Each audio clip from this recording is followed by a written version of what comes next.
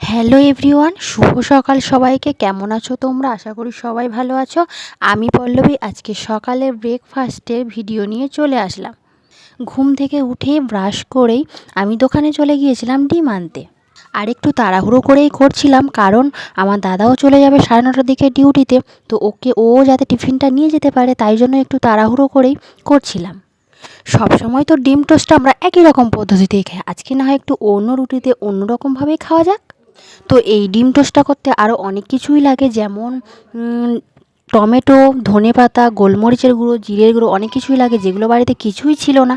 যা যা ছিল আমি তাই দিয়েই করেছিলাম। এটা করার পর বুঝলাম একটা করে ডিম দিয়ে হয়নি, এটাতে দুটো করে ডিম দিলে পুরো রুটিটাই কভার হয়ে যেত। যাই হোক, করেছি বলেই তো জানতে পারলাম, পরের বার দুটো করে ডিম দিয়েই করব। তবে ওই ডিম টোস্টটাও যেমন খেতে ভালো হয়, এটাও কিন্তু বেশ ভালোই হয়েছিল। আর তোমরা কে কী ব্রেকফাস্ট করলে গো, কমেন্টে জানিও কিন্তু, ভুলে যেও না।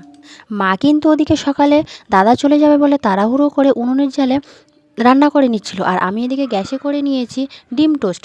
আর আমরা একদিকে সকালে ব্রেকফাস্ট করে নিলাম ডিম টোস্ট আর তালের বড়া।